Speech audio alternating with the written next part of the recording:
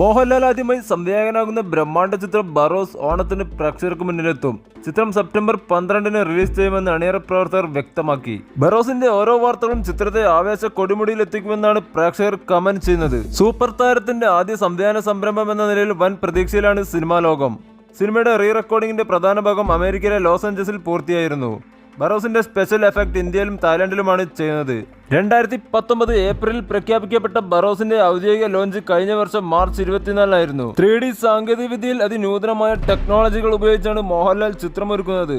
My dear കുട്ടിച്ചാത്തലിലും മറ്റും പരീക്ഷിച്ച gravity illusion എന്ന technique ഈ ചിത്രത്തിലും ഉപയോഗിക്കുന്നുണ്ട്. കുട്ടിച്ചാത്തലിലെ ആലിപ്പയം പെറുക്കാൻ എന്ന ഗാനത്തിലാണ് ഈ വിദ്യ മലയാളത്തിൽ ആദ്യമായി പരീക്ഷിച്ചത്. കേന്ദ്ര കഥാപാത്രമാകുന്നത് മോഹൻലാൽ തന്നെയാണെങ്കിലും 45 വർഷത്തെ സിനിമാ ജീവിതത്തിൽ ആദ്യമായി ലാൽ സംവിധായകന്റെ കുപ്പായമാണിതെന്നാണ് സിനിമയുടെ ഏറ്റവും വലിയ സവിശേഷത. ചിത്രത്തിന്റെ മേക്കിംഗ് വീഡിയോ കഴിഞ്ഞ ദിവസം പുറത്തുവിട്ടിരുന്നു. ബറോസ് അതിഗംഭീര കാഴ്ചാനുഭവമാകുമെന്ന് പ്രേക്ഷകരുടെ പ്രതീക്ഷ. ഹോളിവുഡിലെ സോണി സ്റ്റുഡിയോസിലാണ് ബറോസിന്റെ അവസാനഘട്ട മിനുക്കുപണികൾ നടക്കുന്നത്. ചിത്രത്തെക്കുറിച്ചുള്ള നിങ്ങളുടെ അഭിപ്രായങ്ങൾ കമന്റ് ചെയ്യുക. വീഡിയോ ഇഷ്ടമായി ചാനൽ ലൈക്ക് ചെയ്യുക, സബ്സ്ക്രൈബ് ചെയ്യുക.